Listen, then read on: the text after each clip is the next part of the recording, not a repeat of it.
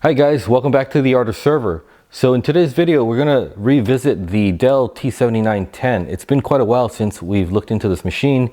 If you've been following my channel, you know that I originally got this for my own video editing purposes, but then I ended up giving this to my wife because she's been helping out a lot with the eBay store and she needed a more substantial machine to get her job done. So anyway, this thing has been running non-stop and it's been very reliable, no problems so far. But today we're going to do an upgrade. So if you recall, several years ago I had upgraded the processors in this machine to a pair of E5-2678v3 CPUs. And today we're going to be upgrading to this pair over here, which is the E5, let's see if you can see that, E5-2687W3. So these are Intel's workstation class CPUs. Now, that CPU is a 160 watt TDP CPU. The E5-2678v3s were a 120 watt TDP CPU. So obviously much more powerful, and with more power requires more cooling. And so the interesting thing that I'm hoping to show you in this video today is the stuff that you see right here. And this is basically Dell's AIO liquid cooling kit for the T7910. And so I'll get into the details of all the components that are here later on in the video. But before we get started, do me a favor and hit that like button for the YouTube algorithm so more people get to see this video. Also, if you're new to this channel and you like this sort of stuff, consider subscribing to the channel and hit that notification bell so you don't miss my next videos. All right, let's get into it. All right, so as I mentioned earlier, we have a pair of E5-2687W3 workstation class processors. And that's what we're going to be upgrading to today. Now these are 160 watt TDP, as I mentioned earlier. They are 10 core CPUs, so we're going to actually lose 2 cores, but these run at a higher clock speed, so hopefully we gain some performance for single threaded apps and stuff like that. All right, so I've got 2 of those, and to match I've got 2 of the Dell AIO liquid cooling solution. So I'll put one aside and I'll just open one to show you. But first of all, there's a mounting bracket. And so this is, by the way, it's an Asetek AIO cooler made for Dell specifically. But this one is Dell part number, let's see if we can get that in focus, FWHY6, which is the mounting bracket. If you decide to get one of these, make sure, especially if you're buying this used, make sure it comes with this bracket, otherwise you're not going to be able to mount it. All right, so just to kind of show you what this looks like, we're going to be removing the air coolers and mounting this in its place. And then the AIO liquid cooler is going to basically snap into this bracket here. All right.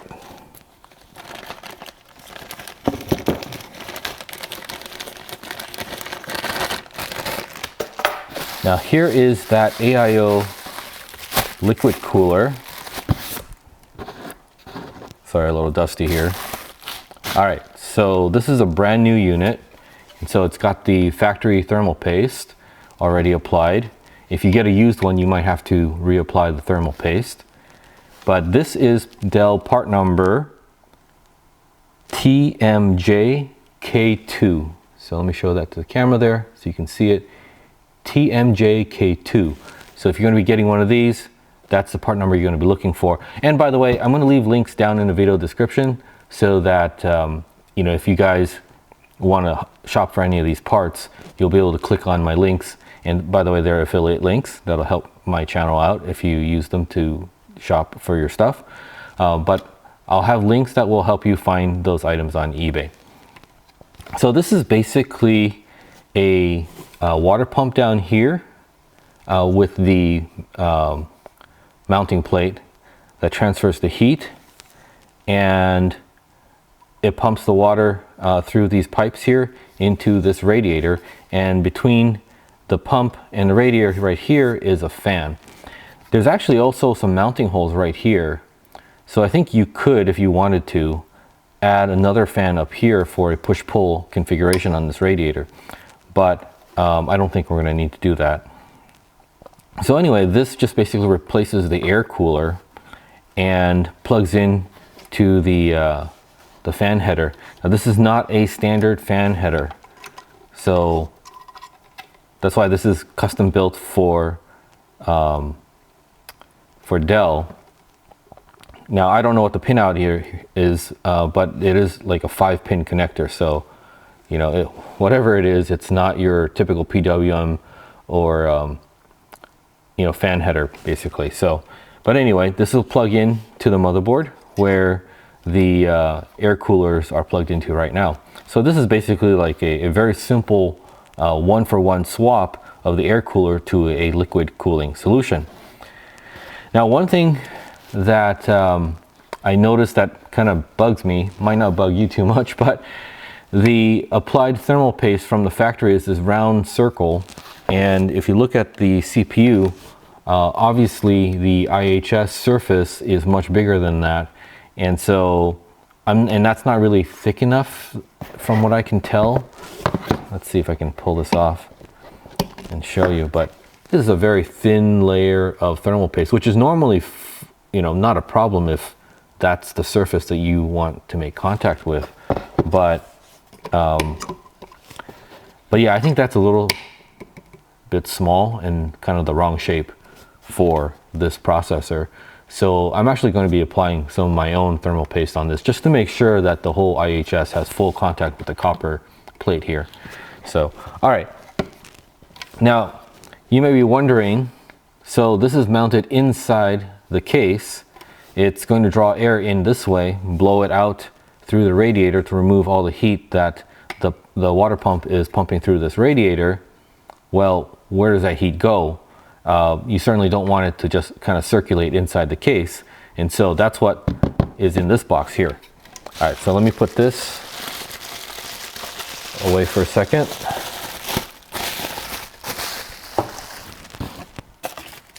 All right, let me get this out. This is a pretty big box, so let me just do that a little off camera here. But all right, so this is what's in that box. Okay, so what are we looking at here? This, let me take it out.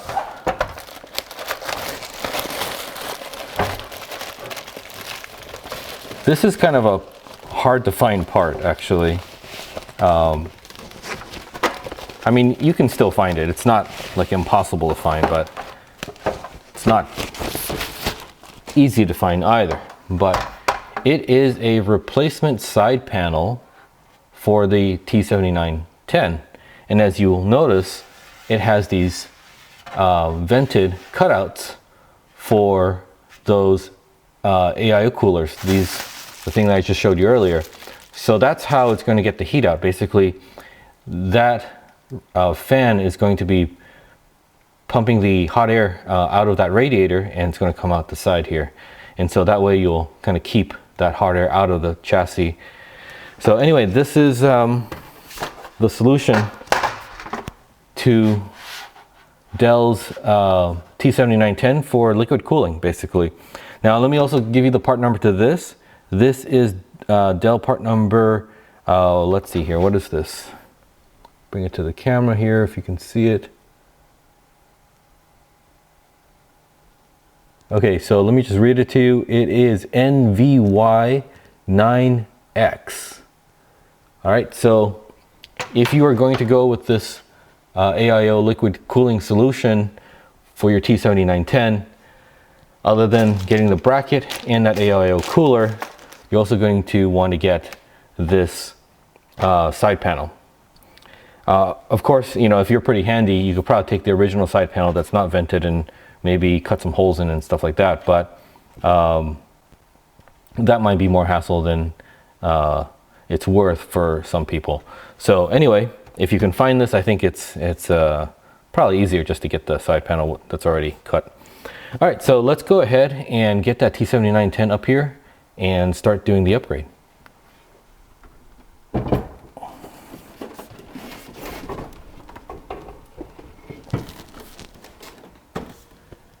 All right, let's open this guy up. All right, so before we get started, let me just remove these air channels for the memory, just to give ourselves some extra working space. All right, so to do this job, you're going to need a number 2 Phillips screwdriver, and some of the screws are really recessed down there, so you're going to try to find one with a long shaft. This one should do. So let's go ahead and start removing the CPU coolers.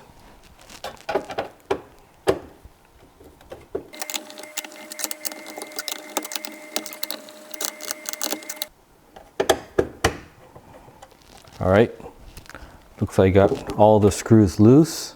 Let me just disconnect the cable. And lift this up.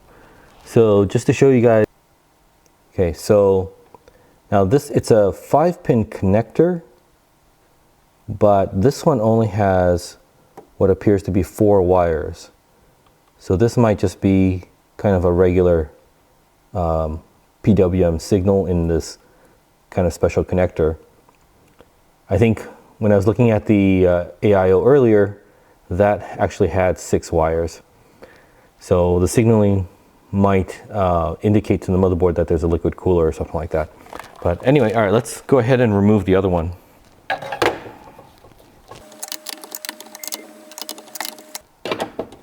Now, one thing about this design that I've noticed over the last few years using this machine is that, of course, I mean, it's pretty obvious that the hot air coming out of the first CPU is going directly into the cooler for the second CPU. And so I find that the second CPU is consistently about 10 degrees Celsius hotter than the first CPU. And it hasn't really caused any throttling. We haven't really used it in that kind of high demand, but I imagine that's probably not the most desirable configuration. So with the AIO liquid coolers, I'm just trying to disconnect the cable. All right, there it is. So now with the AIO liquid coolers blowing hot air out instead of across to the other cooler, I think we might get more even temperatures. At least I'm hoping that's going to be the case. So we'll see. I haven't never actually used those Dell AIO coolers in this machine before. All right, so let's remove the old processors.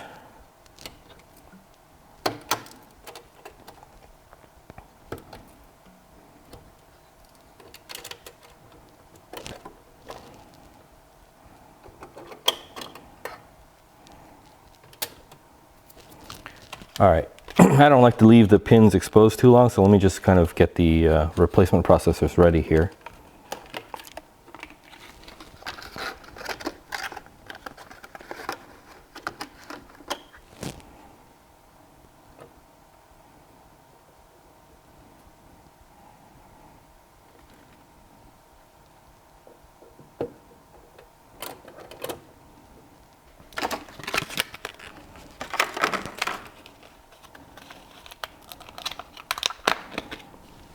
All right, here's the other one.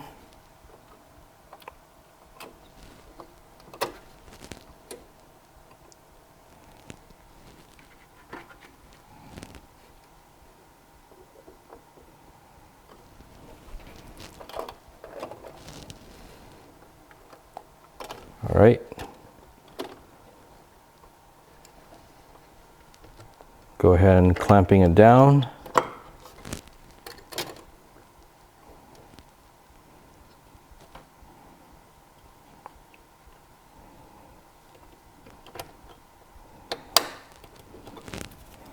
All right, so like I said earlier, I don't really feel comfortable with this little round patch of thermal paste, so I'm going to put some thermal paste on the IHS there. So I'll be using this Arctic MX4.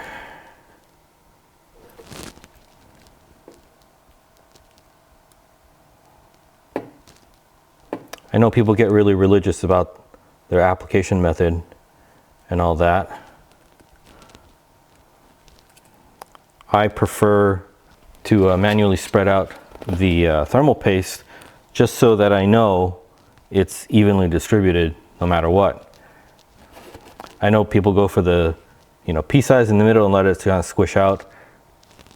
I don't know. Sometimes I find that doesn't really work as well as you'd hope it does, but because depending on how much pressure you're applying, that pea-size blob of thermal paste doesn't always spread out. Because I used to use that method actually, and sometimes when I remove the heatsink I find that, oh, it didn't really spread out all the way. Maybe, my pea size is a little too small or something, but either way, this spreading it out manually gives me peace of mind that I have the whole IHS covered.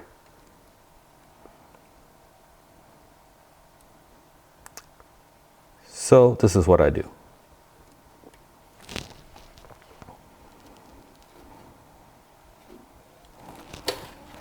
All right,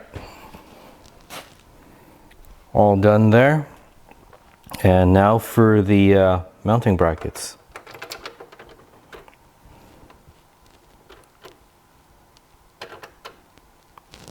I don't know that there is a particular orientation with this.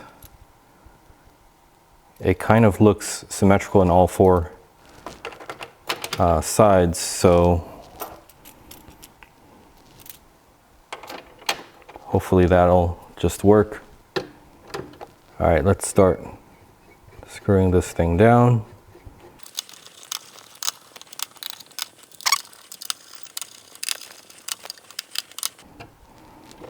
All right, so the screws are tightened down, but there's a little bit of play in this bracket, and I think that's normal, so it shouldn't be a problem. All right, so I think I'm going to work on this one first because I have a feeling it's a little bit difficult to get to that connector. And this one's relatively easy to get to, so I'm going to just do this first. So let's take that off and pull this out. So let's see. I think it's going to go down at 45-degree angle and then just kind of twist in. And so before I do that, I want to plug the cable in first. And all right, so that's in, and then let's see. All right, and then twist it. Yeah, it's pretty tight. Am I doing this right?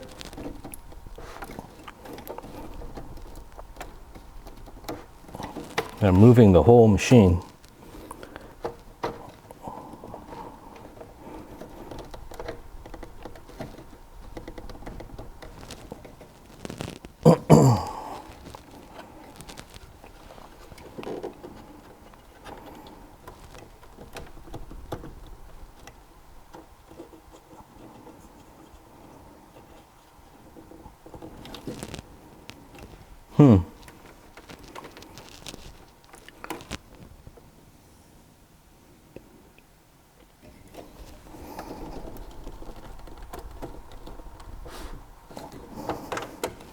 Yeah, I'm not sure if I'm doing that right or not.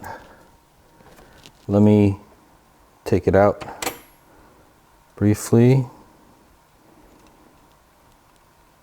Do I need to go in maybe 45 degree in this direction? Let's try that.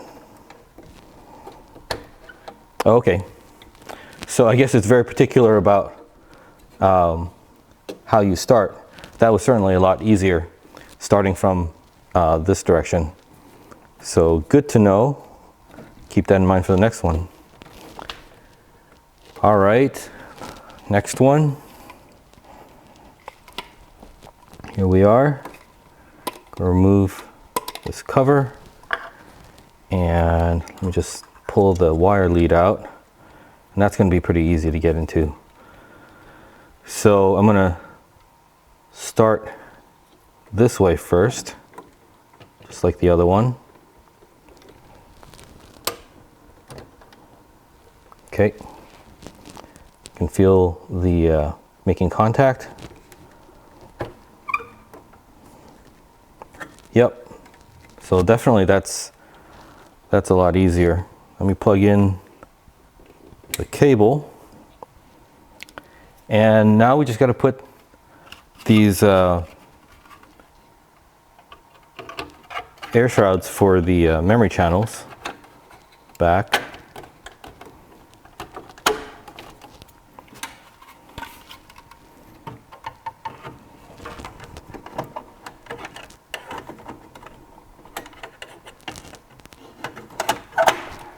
Okay, all good. And finally, we got to put that ventilated side panel to let these exhaust the hot air out. All right, there we go. All done. So, not too bad, fairly easy. The only thing I guess that kind of tripped me up a little bit was the initial position of those AIO coolers had to kind of be in this direction instead of this direction. It just wouldn't lock in correctly if I started in this direction. I don't know why. The brackets look pretty symmetrical, but either way, once I figured that out, that was fairly easy. All right guys, so that's it for today's video. I hope you liked this video, and if you did, please give me that like. And if you're new to this channel and you like this sort of stuff, be sure to subscribe and hit that notification bell so you don't miss my next videos. Also, if you want to support my channel, go check out my eBay store. I have the greatest selection of pre-flashed IT mode HBA SAS controllers for your true NAS, ZFS, and Unraid builds. Go check out the link down in the video description below, and check out my store. All right guys, thank you very much for watching, and have a great day. Bye-bye.